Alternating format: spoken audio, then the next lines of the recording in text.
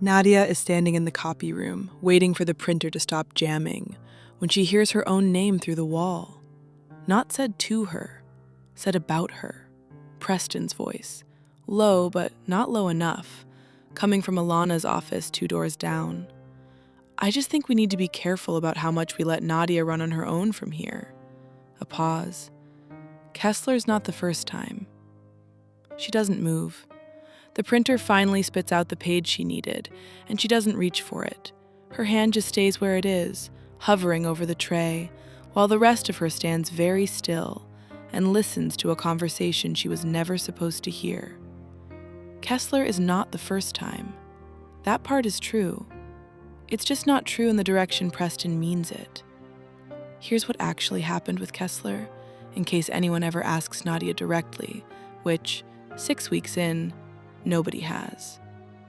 She flagged the delivery timeline as unrealistic back in April, in writing, to Preston, in an email with a subject line that said exactly what it needed to say. Kessler timeline, flagging a concern before we commit. He told her not to worry about it, that he'd handle client expectations, which turned out to mean telling Kessler everything was on track, while quietly moving her off the account so the eventual miss would land somewhere with her name still attached to the file history, and none of the meetings where the actual decisions got made. She noticed the moment it happened, the way her name disappeared from the CC line on 3 consecutive emails, replaced by his. She just didn't understand yet what it was setting up.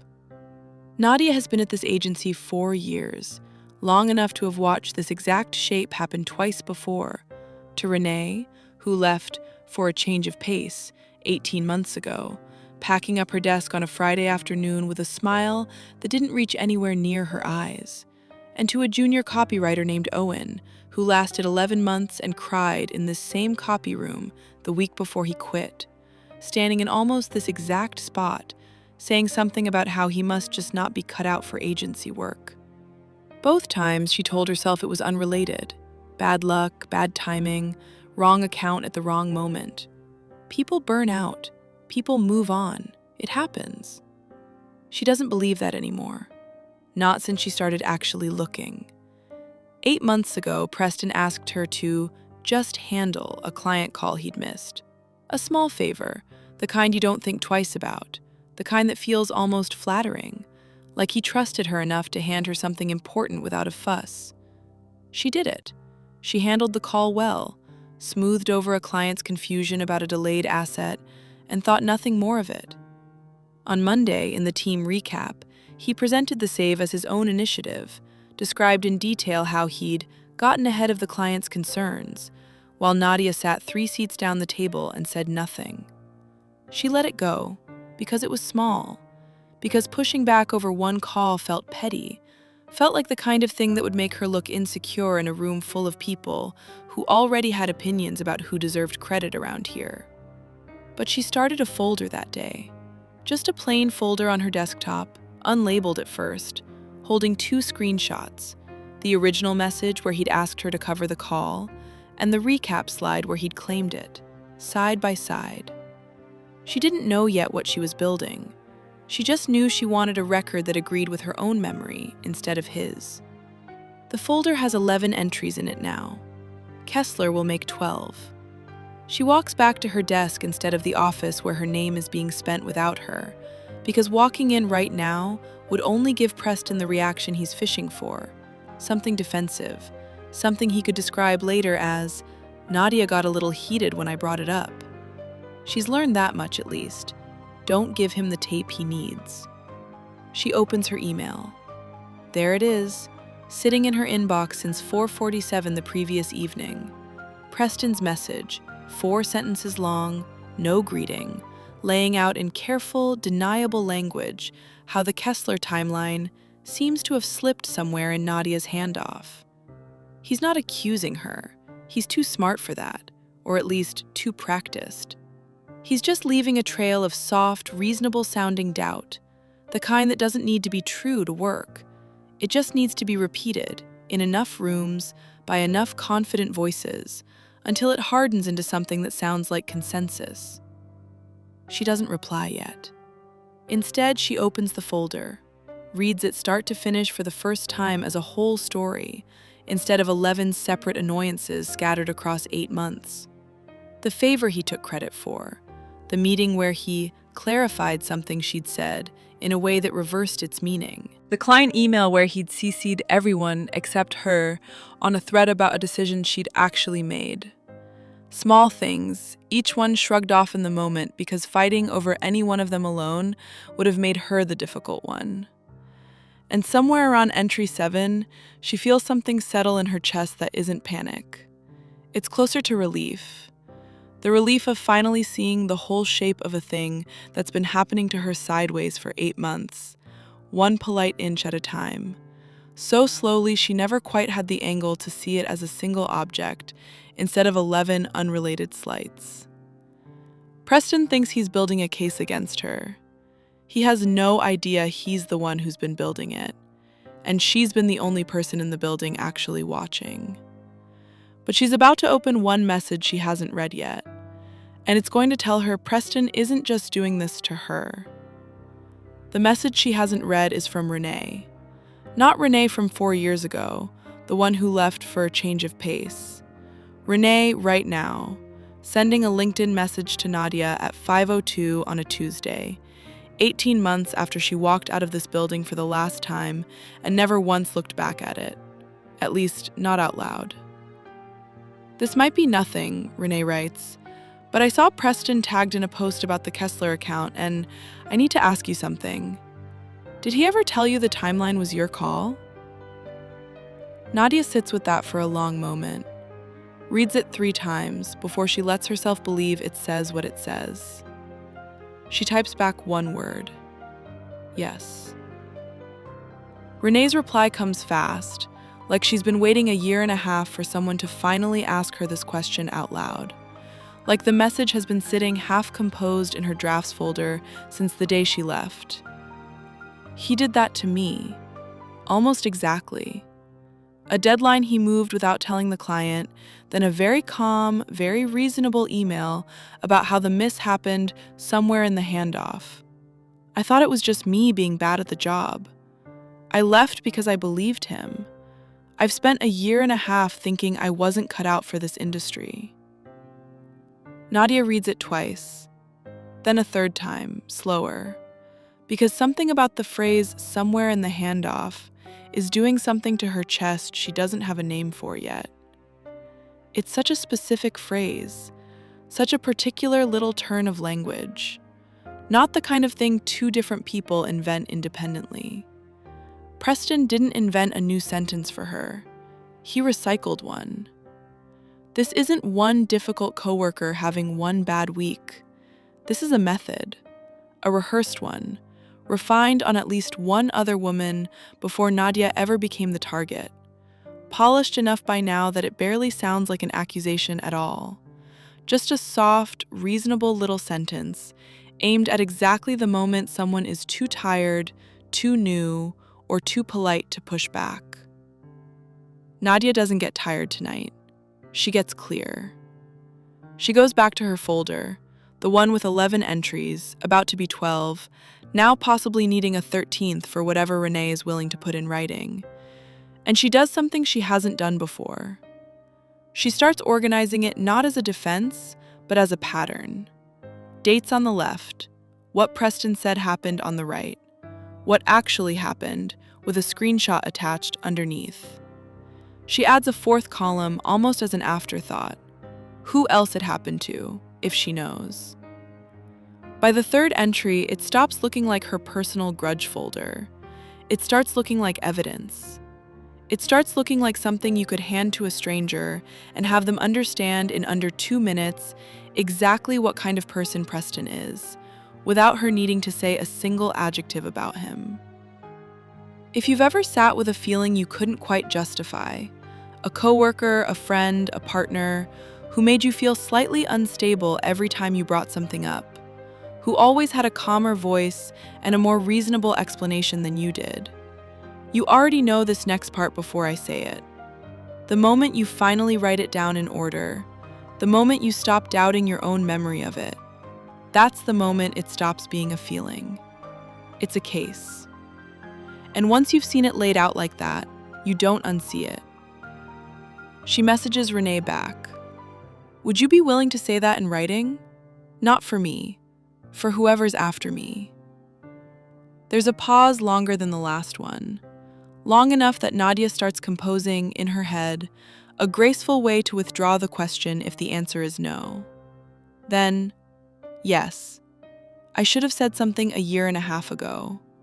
I just didn't think anyone would believe me over him. Nadia closes her laptop a little after 9. She doesn't feel triumphant. She feels something quieter and heavier. The specific weight of realizing the thing that's been happening to you has also been happening to someone else, in almost the same words, and neither of you said anything until now. Both of you carrying the same quiet shame, separately, for entirely too long. Preston's email is still sitting unanswered in her inbox. 4 sentences, no greeting. Waiting for a reply he expects to be defensive. She's going to answer it tomorrow morning. But not with the reply he's expecting. With the one she spent 8 months, and now one very unexpected message from Renee, quietly building toward. Preston opens his inbox at 8:14 the next morning, expecting one thing, and gets something else entirely. He expects an apology, or panic, something he can quote later. She basically admitted it.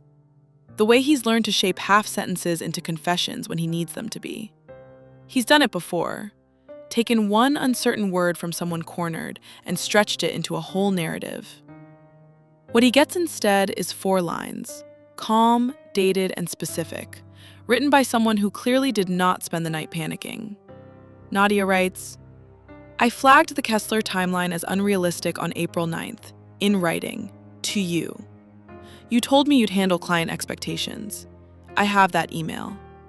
I also have the recap slide from the call I covered for you in November, and I have a message from someone else who received this same explanation about a different account. I'm happy to walk Ilana through all of it together, whenever works for you. She doesn't send it to Preston alone. She CCs Ilana.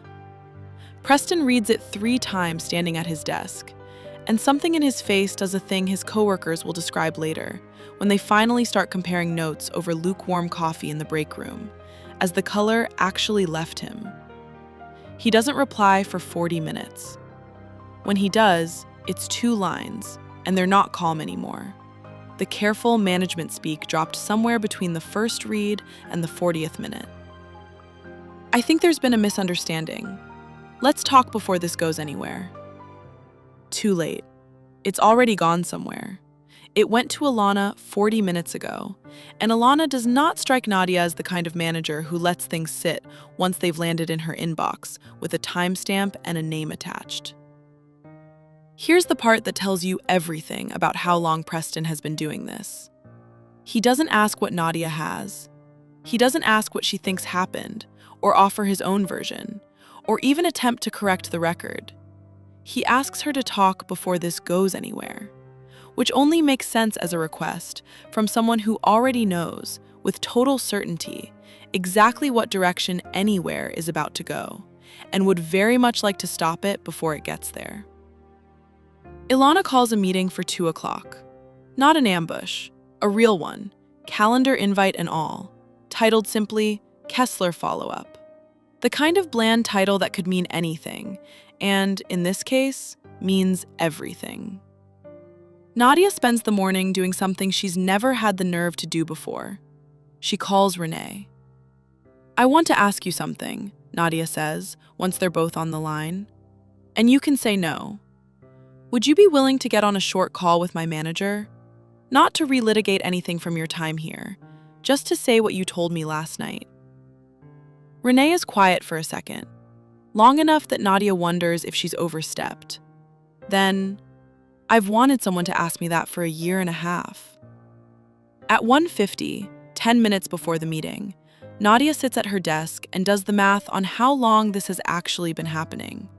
Not just to her, to the company, to whoever comes after her if nobody stops it here today. Renee, 18 months ago. Owen, before that, though she has no way of confirming it now and doubts he'd want to relive it even if she asked. Herself, for the last 8 months. In small increments, she talked herself out of noticing, one at a time. 3 people, minimum, that she knows of. She wonders, and it's not a comfortable thought, how many more there might be who never said anything, who just quietly transferred departments or quit, or decided they must be bad at their jobs, the way Renee did, the way she almost did. That's the part I want you to sit with for a second, because I think a lot of you already know it in your bones. The person doing this rarely does it once. He does it exactly the same way, over and over, to whoever's positioned right. New enough, tired enough, polite enough not to say anything the first time. And the only reason it ever stops is because someone finally does the unglamorous, exhausting work of writing it down and comparing notes with the last person it happened to. At 2 o'clock exactly, Preston walks into Alana's office with a printed folder of his own, thin, defensive, clearly assembled in the last 40 minutes between his reply to Nadia and now. His tie is straight. His voice when he greets Alana is warm and easy. The voice of a man who has walked into 100 rooms like this one and talked his way back out of every single one of them. He doesn't know Renee is already on the call, waiting on mute. He's about to find out that the story he spent 8 months building against Nadia was never really about Nadia at all. It's about him. And it's been true for a lot longer than one Tuesday. Preston sits down across from Alana and opens his folder before anyone said a word, sliding 2 printed emails across the desk before he's even fully seated, the move of a man used to controlling the first 30 seconds of any conversation. I want to be upfront, he says, because I think there's a narrative forming here that isn't fair to me. Both emails are real. Neither says what he's about to claim they say. Ilana doesn't reach for them yet. Let's start with what you sent Nadia yesterday at 4:47. He recovers fast. Give him that. He's had a lot of practice recovering fast. That was me flagging a concern. I wasn't accusing anyone of anything. You wrote that the timeline slipped somewhere in her handoff. Because it did. On April 9th, Ilana says, reading now from her own screen, not raising her voice, not needing to. Nadia emailed you directly saying the timeline was unrealistic. You replied, quote, "Don't worry about it. I'll handle client expectations." That's 11 days before you moved her off active correspondence on the account and kept her on the file as the last point of contact. Preston's jaw does something small and involuntary. That email doesn't say what you think it says. It says exactly what it says, Nadia says. It's the first full sentence she's spoken since walking in, and she says it without raising her voice, which somehow lands harder than if she had. Preston turns to her instead of Ilana, and his tone shifts, softer now, almost wounded, the tone of a man who has learned that sounding hurt works better than sounding cornered, who has watched that particular move land successfully more times than he can probably count. I don't understand why you're doing this. We've worked together for years. I thought we had a good relationship. This is the moment.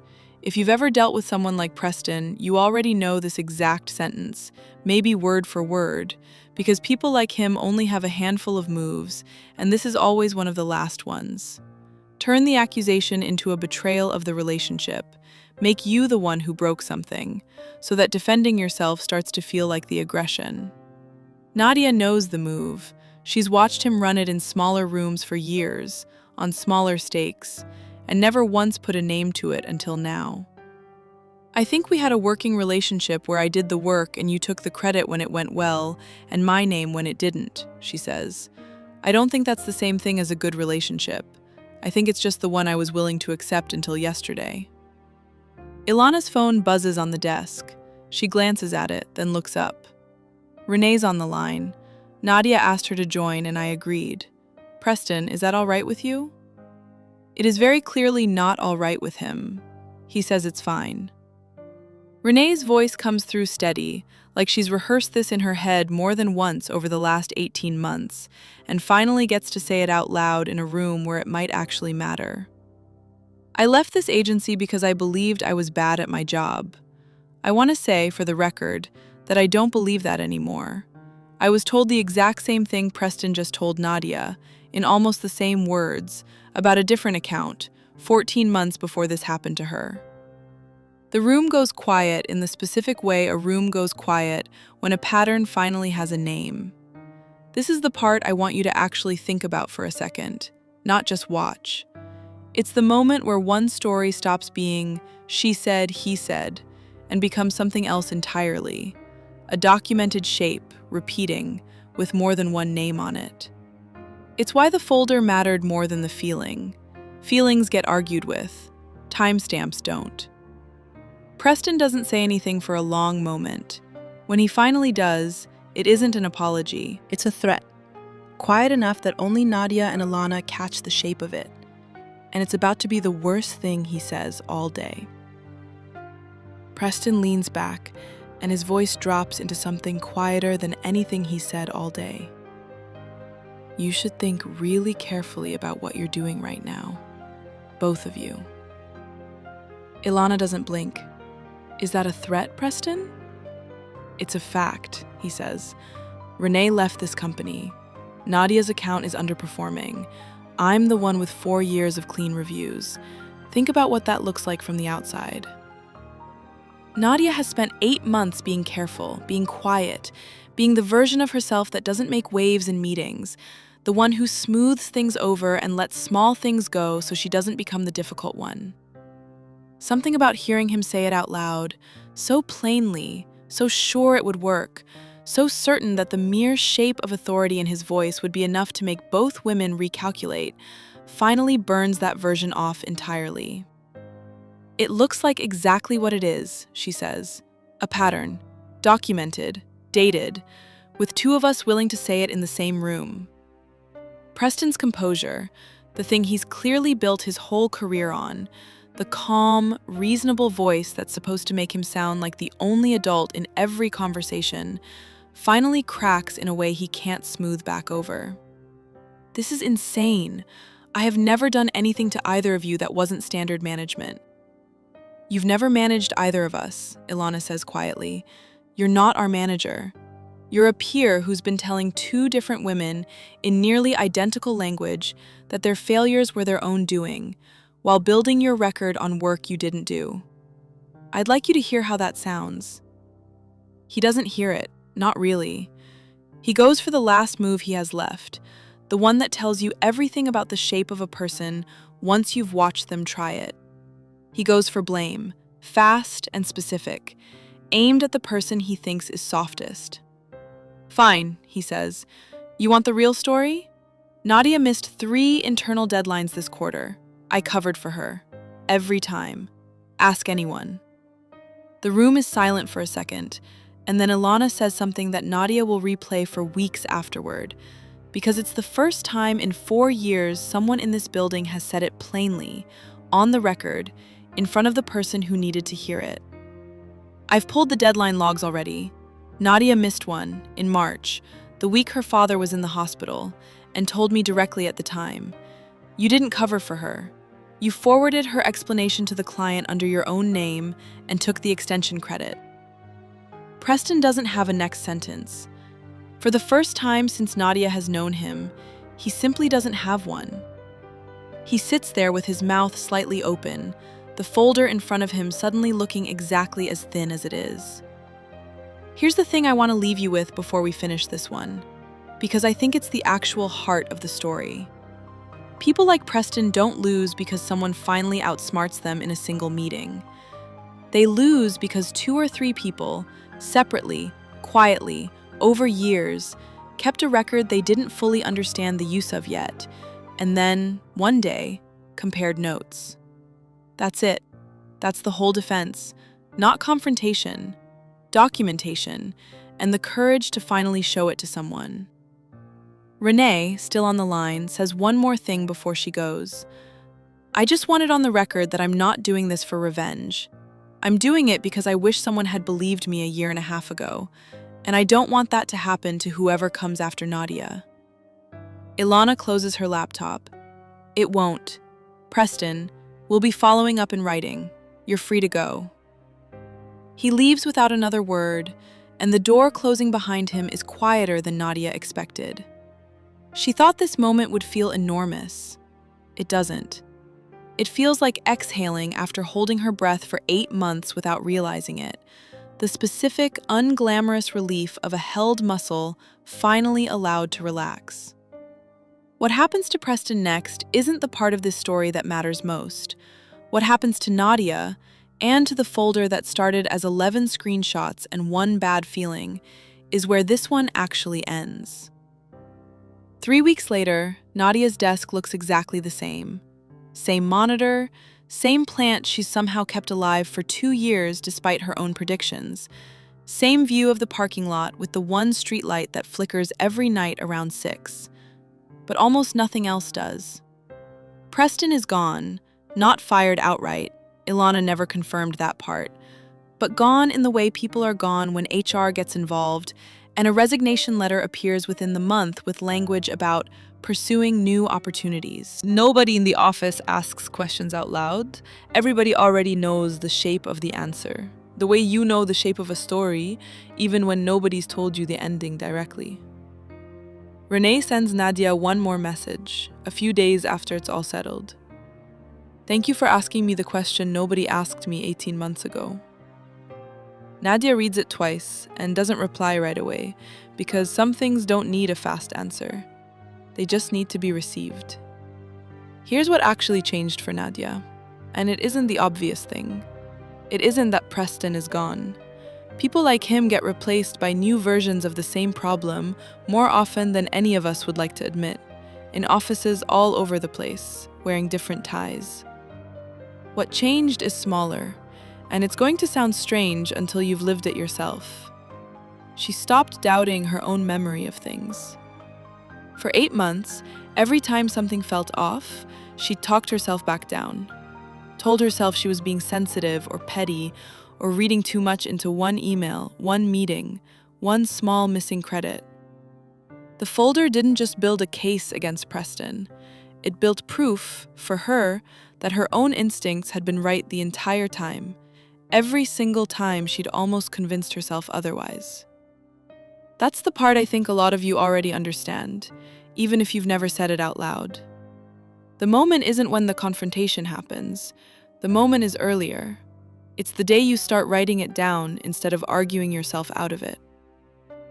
The folder still exists, by the way. Nadia hasn't deleted it. She's not planning to need it again, but she keeps it the way you keep a fire extinguisher. Not because you expect to use it, but because you've learned, the hard way, exactly how fast things can burn if you don't have one. If this story felt familiar, if you've ever sat in a meeting knowing you were right and still felt your stomach drop the second someone confident enough said otherwise, that feeling has a name now. You don't have to carry it alone, and you don't have to wait 1.5 years like Renee did before you say something. You are not too much. They were just not enough. Around here, we don't just survive it, we understand it. The firelight is always on. I'll see you next time.